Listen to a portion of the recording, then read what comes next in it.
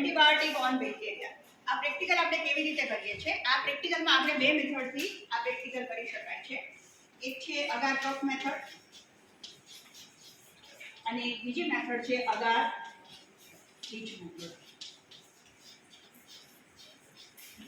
તો જ્યારે આપણે એક સાથે વધારે ઓર્ગેનિઝમ ઉપર માત્ર એક જ એન્ટીબાયોટિકની ઇફેક્ટ જોવી હોય ત્યારે આપણે અગાર ડીચ મેથડ કરી શકાય છે, કે જેમાં આપણે એક ગટર બનાવીને પછી એની અંદર એન્ટીબાયોટિકનું સોલ્યુશન ભરી દેવાનું છે અને પછી આપણે એક સાથે 3 કે 4 ઓર્ગેનિઝમને ઇનોક્યુલેટ કરી શકીએ છીએ આ રીતે.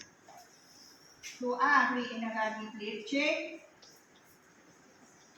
એમાં આપણે અહીંયા આ બાજુએ સ્કાલ્પેલની મદદથી એક ગટર એટલે કે ડીચ કરવાની છે, એટલે કે ખાડો કરવાનો છે. જે ખાડો અહીંથી સ્ટાર્ટ થઈને અહીં સુધી થાય એટલે આખી ગટર કે ડીચ બને છે અને વચ્ચેથી આપણે અગાર છે કાઢી લેવાનું છે, એટલા માટે કે એમાં આપણે એન્ટીબાયોટિકનું સોલ્યુશન ભરવાનું છે.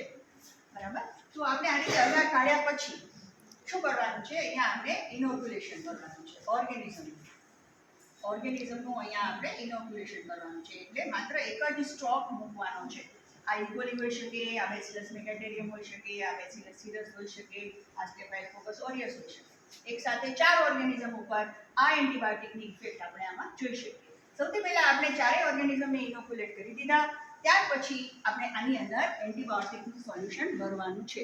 કયા એન્ટીબાયોટિકનું? તો યુઝ્યુઅલી આપણે સ્ટ્રેપ્ટોમાઇસિન વાપરીએ છીએ અથવા તો આપણે પેનિસિલિન વાપરીએ છીએ. આ બેમાંથી કોઈ પણ એન્ટીબાયોટિકની ઇફેક્ટ આપણે આના પર જોઈ શકીએ. ત્યાર પછી અહીંયા આપણે ડીચને ભરી દેવાની છે અને ત્યાર પછી એને આપણે વ્યવસ્થિત રીતે ઇન્ક્યુબેટ કરવાની છે પ્લેટને 24 અવર માટે અને પછી આપણે આ રિઝલ્ટ જોવાનું છે. આ રિઝલ્ટ આપણે કેવી રીતે જોઈ શકીએ? તો કે આ એન્ટીબાયોટિકની જે ઇફેક્ટ આવે એના કારણે અહીંયા બેક્ટેરિયા ગ્રો થાય અથવા તો ન થાય અથવા તો દૂર જતા રહે, દૂરથી થાય. તો એનું રિઝલ્ટ આપણને કેવું મળે? તો કે પેલું બેક્ટેરિયા છે